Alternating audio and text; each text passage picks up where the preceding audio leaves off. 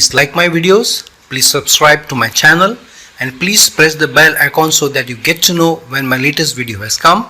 And to learn more and to find a video relevant to you, please do check out my videos list. Hello, Namaskar and Adab to all my friends from your friend astrologer and guide Irfan, once more with you from your very own channel Astro Assurance. I've posted more than 450 or maybe more videos than that, talking about different topics and trying to bring up to speed various topics in a more detailed manner over a period of time. So if I've talked about a certain topic, I may not have been able to give everything in detail about that one topic, but I've chosen that over a series of videos about that topic to enlighten my viewers or bring up to speed the learners from this channel and to share more about of my own learning about that topic in a staggered manner, in a phase-wise manner.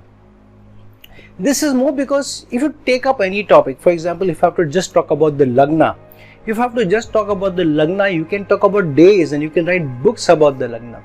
The reason is that the Lagna represents so many things besides your thinking, your emotions, your motivation, your willpower, your standing in society, and your actions, your decisions, and how overall these things will manifest for you. Other than that, the Lagna is the second house to the 12th, it is the 4th house from the 10th house, it is the 7th house from the 7th house, and so on. So all these also affect how the Lagna will manifest, how you have to look into the Lagna from the context of these houses, also the relationships. Then the Karakas, then if the Lagna is represented by different ascendants and different planets, then what it means. So there can be a whole lot of things only about the Lagna. You can talk for hours and hours, even days and on end. You can write books and books about the Lagna itself. And hence the knowledge of astrology or knowing enough about astrology to be able to then come to a platform to be able to share takes decades, my friends. Just by learning it for 4 or 5 years and trying to share, you will not even know an iota of what this science represents.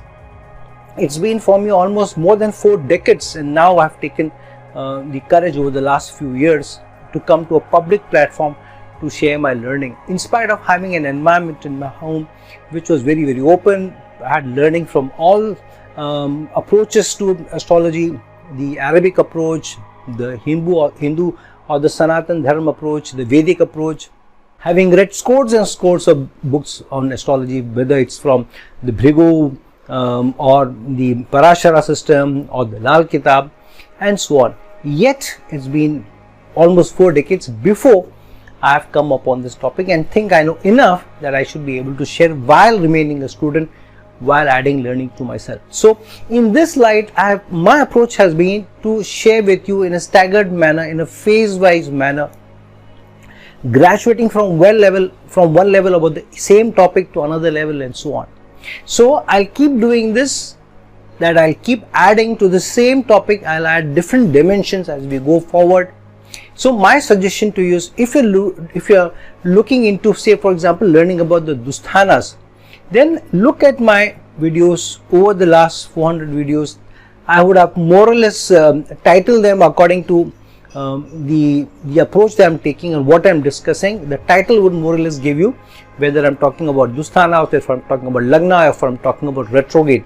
Say for example, just about nakshatras, I think there are almost 15 to 20 videos I posted. About the Lagna, maybe about 7 to 8 videos at least. On the Lagna or retrograde planet, there may be 4 to 5 videos at least.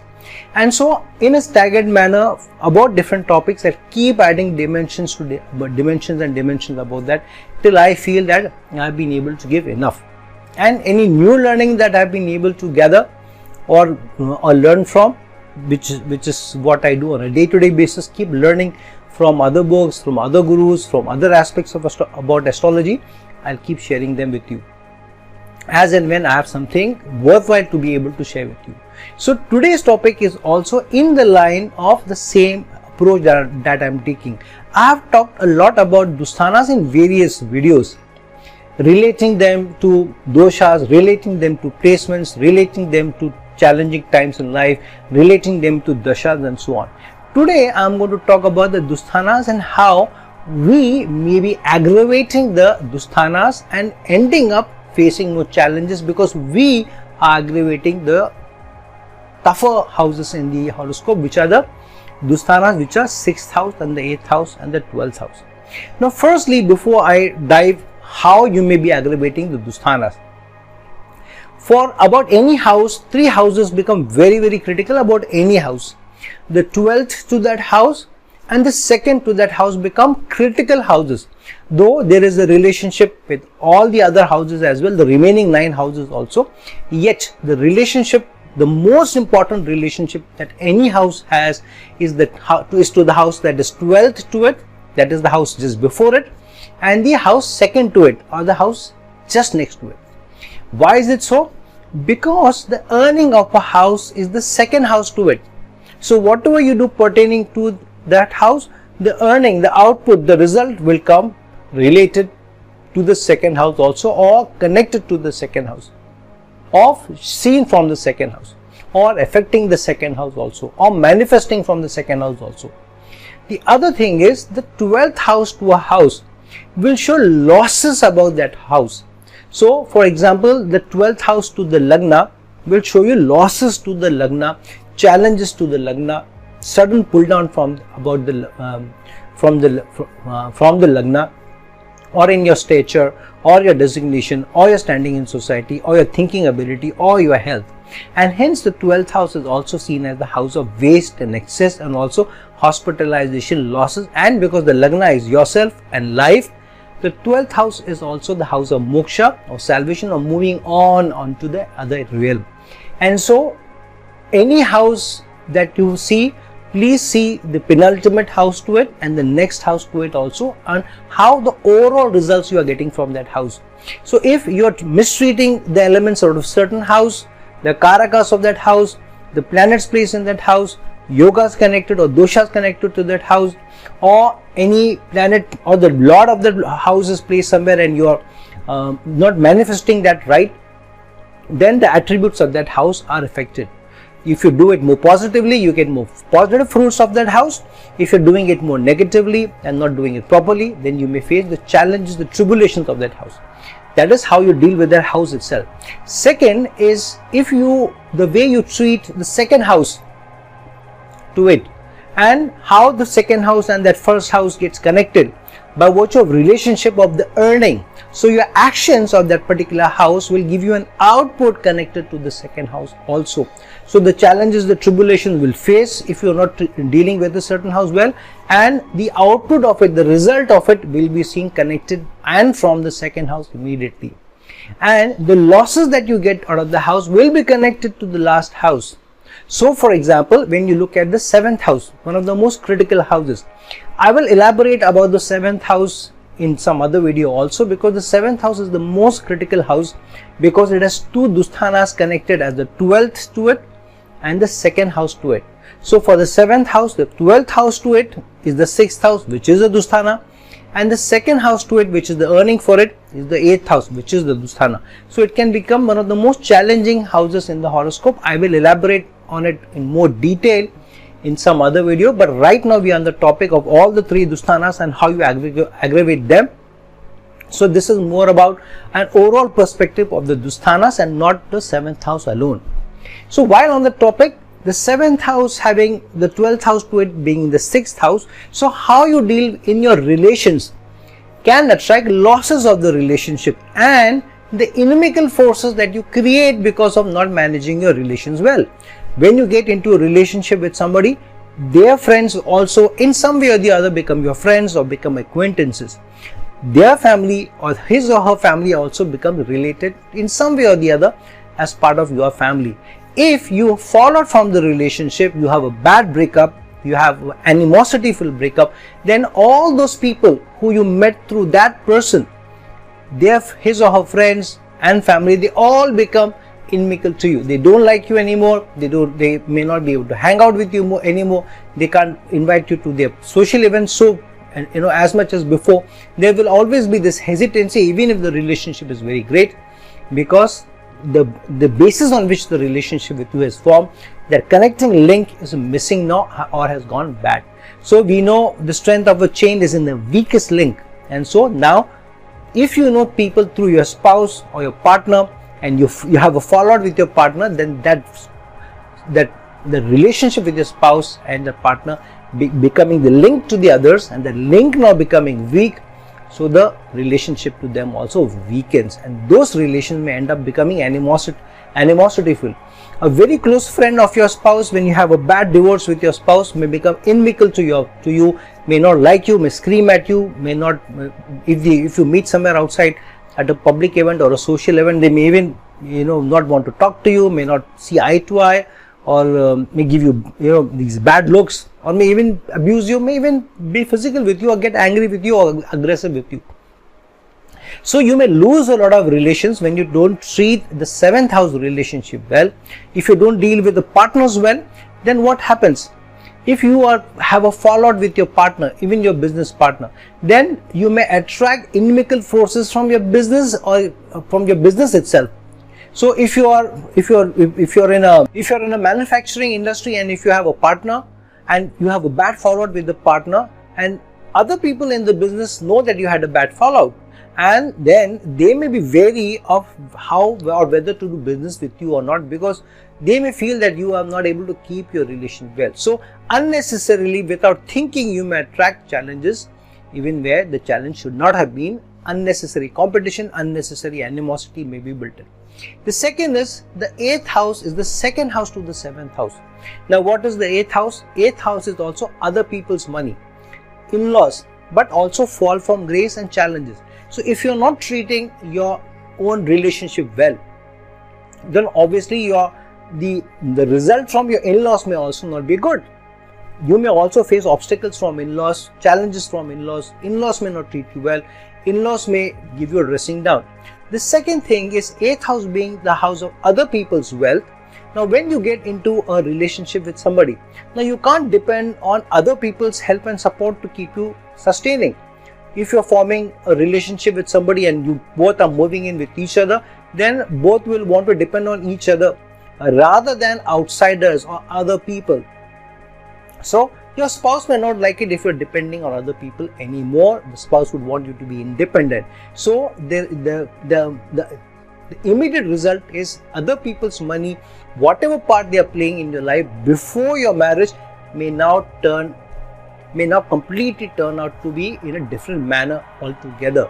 You may have to depend more on yourself, or you may fall back on your spouse. So if your spouse is taking care of your expenses, then to the 8th house gets activated, because the 8th house is about other people's money. And so now you are being sustained by somebody else, from your partner, and so the earning of the partner is the 2nd house, and you are being sustained by the 8th house.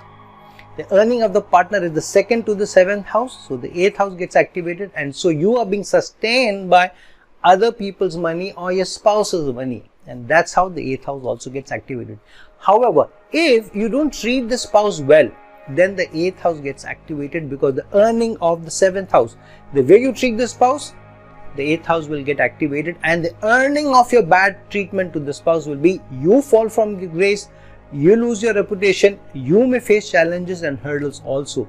And 8th house is the house of secrets, so people may start depending on people outside for emotional support, for empathy, for understanding, and for all even for physical succor, which means leading to infidelity also. So how you treat your spouse, the 7th house, can lead to all these issues: animosity, hurdles, obstacles, fall from grace, infidelity, sexual challenges, not being able to get enough of sexual intimacy, which 8th house also represents, and all that.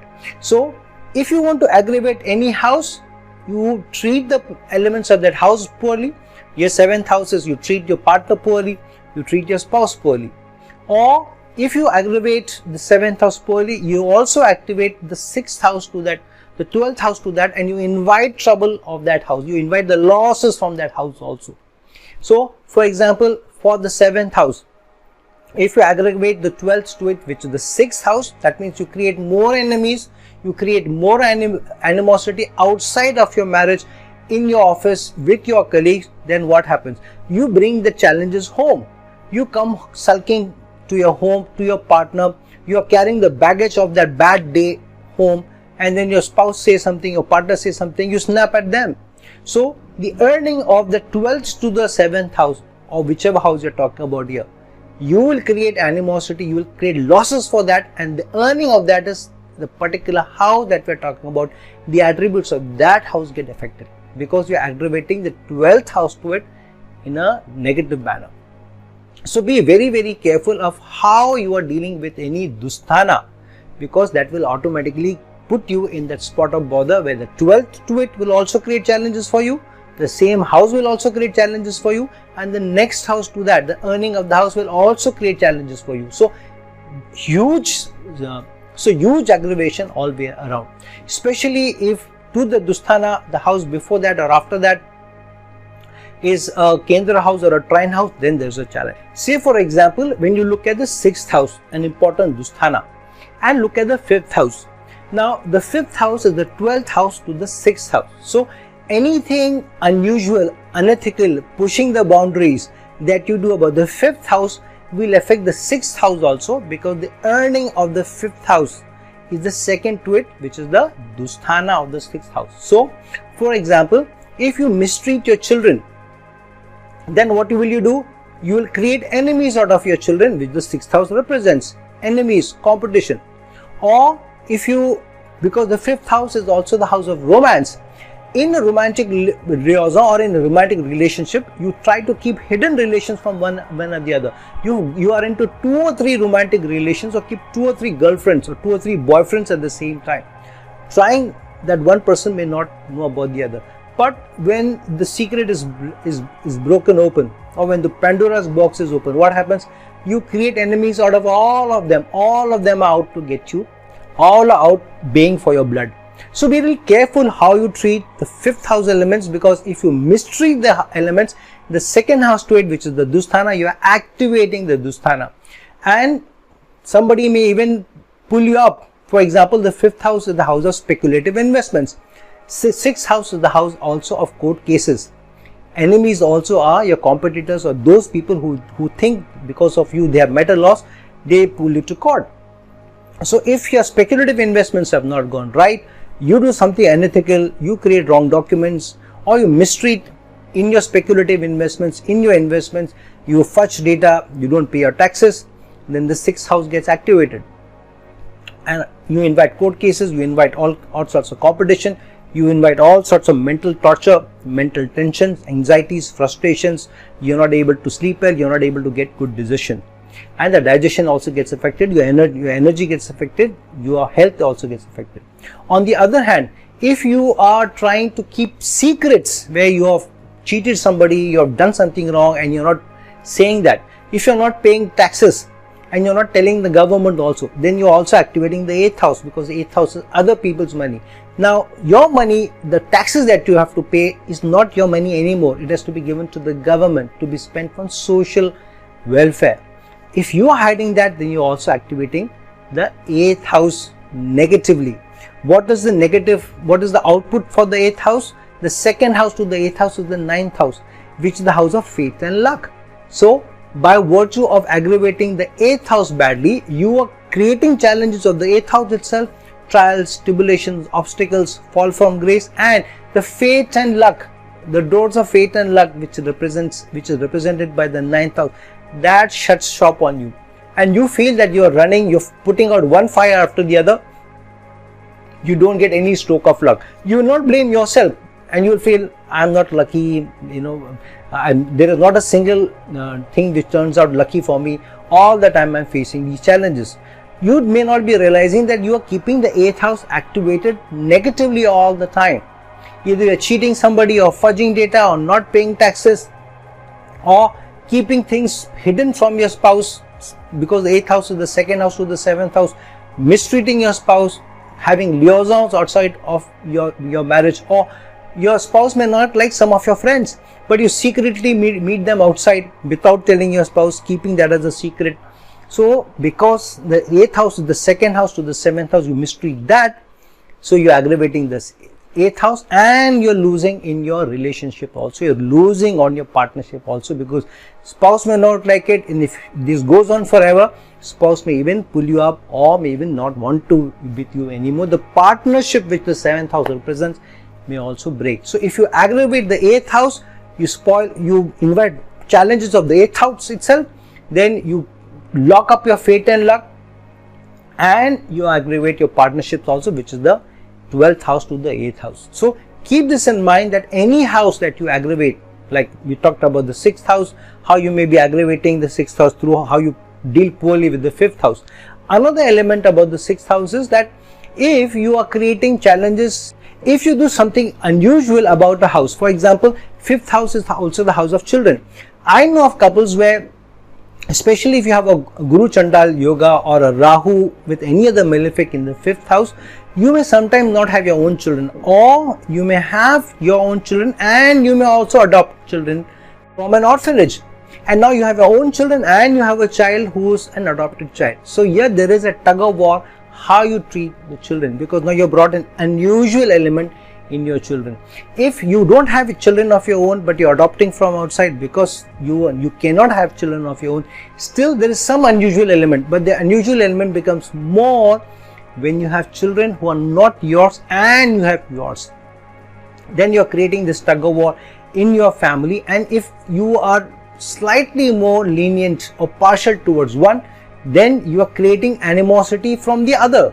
So for example, if you have adopted a child and you have your own children, if you are slightly more partial towards the adopted child, because the adopted child should not feel that you are treating your own children better, then you create animosity in your own children. Your own children feel bad that my father treats the adopted child as special and doesn't love me anymore, or doesn't love me enough. So whenever you create unusual activities about a house, the output or the result of that house and that house 12 to it will also give you those aggravated or unusual results. You don't expect your children to be your enemies, but you create challenges in your relationship with your children and create enemies out of them, create animosity out of them, if there is an unusual activity about the 5th house or related to the 5th house. So one needs to be careful how you manifest different results. The same thing for the 12th house. What is the 12th house? The 12th house is the 12th to the Lagna, but it is the second house to the 11th house. So in matters of society, which is represented by the 11th house, if you're cheating people, if you're mistreating people, if you have a reputation that you are somebody who doesn't deal well with people, doesn't care about how society feels, then you get losses, you activate the losses of the 12th house. Nobody wants to be with you, nobody wants to deal with you, nobody wants to be friends with you. And so societal loss can be seen from the 12th house, where your earning goes down, your wishes and desires from society are not fulfilled, because the 12th house is the second house to the 11th house. 11th house is the house of your wishes and desires. So your wishes and desires coming true is lost. 12th house is also bed pleasures, and 11th house is the karma house. So in your karma, in your desire for intimacy, also there is a loss, because the 12th house is the house of bed pleasures. So the bed pleasures in an intimacy context are lowered, because you are affecting the 11th house, the karma bhav, negatively. So be a little careful how you deal with people outside, how you deal with friends, how you deal with general society. And the way you deal with general society or in a large organization, if you are mistreating people, then your earning goes down. So you face the losses of the 12th house. The other thing is, if you are activating the 12th house itself negatively, where you are indulging in multiple bed pleasures outside. For example, it is not an acknowledged romantic relationship. Here you are going to people who offer you sex for money, to a brothel, or indulging in sex, paid sex. Then you are activating the 12th house negatively. And what is the earning of the 12th house? The Lagna. What is your Lagna? Your reputation, your standing in society. So if people get to know that you go to brothels, or you offer your services to others for money, then your reputation, your standing in society is also aggravated, as well as how society sees you. The 11th house, that is also aggravated. So the 12th house is a very, very tricky house for aggravating both the Lagna, the most important house of the horoscope, and the 11th house, which is societal standing, how society sees you, how society respects you, and the wishes and desires coming true. So if you aggravate the 12th house very, very negatively, you aggravate the 12th itself to give you losses, you aggravate the Lagna also, if you're standing in society, your reputation, plus how your wishes and desires can be fulfilled, you reduce the chances of your wishes and desires getting fulfilled. At the same time, society treating you with respect. So whichever Dusthana it is, if you don't do the activities of the Dusthana well, you're not ethical, you're not moral in your conduct, you mistreat people related to that, whether it's of the 7th house with your spouse, with your partner or your team members, or you don't deal with children properly, matters of the 5th house, then the 6th house getting activated. In both the cases, whether you mistreat people represented by the 7th house or the 5th house, in both the issues, the 6th house gets activated, because the 6th house is the 12th to the 7th and the 6th house is 2nd to the 5th house. So activating the Dusthanas negatively is aggravating the Dusthanas, unnecessarily attracting unnecessary challenges from the Dusthanas, unnecessarily falling into a trap of the Dusthanas. And then once you fall into this trap, especially if it continues for long, it becomes very, very difficult for you to extricate yourself out of the challenge. And because the 12th to any house is the fall for grace or losses or seclusion or moving away from everybody else, so whichever house you are talking about here, we are talking about the Dusthanas, whichever relationship is before is represented by the 12th to the Dusthana or 2nd to the Dusthana, you will be creating challenges in that relationship. Whatever the earning, the output for that particular house, you will be creating challenges in getting earnings or getting support or getting nourishment from that house. Say for example, the 2nd house to the 8th house is the 9th house. The 9th house is the house of education, higher learning also. So if you are always chasing some challenge or the other, because you are negatively activated by the 8th house all the time, because you're cheating, you're being too secretive, you are indulging in infidelity out of your married relationship, then you are spoiling your 9th house also, which means you are not ready to learn from high learning. You are not only deactivating, or you are not only spoiling the 9th house of fate or luck, but on the other hand, if you mistreat your gurus, if you mistreat your father, then the 12th to the 9th house is the 8th house. So if you mistreat your gurus, you mistreat your father, you don't concentrate on higher learning, you are not ready to learn from the experiences of life, then the 8th house gets activated and keeps you always engrossed in some trouble all the time, some firefighting all the time, some obstacle all the time, some firefighting all the time. So be very, very careful how you treat the 2nd house to any house, because then you are creating the losses of that. And if it's the Dusthana which is the 12th to any house, then be very, very careful. So be very, very careful how you treat your spouse, your partners, because then you're activating the 12th to it, which is the 6th house, which is the Dusthana. Be very, very careful how you treat your guru and your father, because then you're activating the 12th to it, which is the 8th house. And be very, very careful how in general you carry yourself with your ethics, your morals, your principles, represented by the Lagna. What motivates you, what drives you, what is the purpose of your life, because basis that you will also activate the 12th to it, which is the 12th house. And the 2nd house to any house is the earning of that house. Whenever you aggravate a Dusthana, immediate the earning of that Dusthana, the challenges of the Dusthana will immediately come to you related to the matters of the next house. So be very, very careful, and hence, so friends, be very, very careful not to aggravate the Dusthana, the 6th house, the 8th house and the 12th house, because only you will be responsible to take the blame, because it is not just the 3 houses, the houses before and after, which means in all, and 9 houses will be aggravated when you are aggravating just the Dusthana itself, because these are most challenging houses. They will not let you go with a small price to pay. The price that you will have to pay can be much, much larger than you can afford. So friends, like this video, share this video, and if you're looking for a personal consultation from me, please reach out to me at the links given below. Until some other time with some other video, this is the friend astrologer and guide Irfan signing off. Ciao.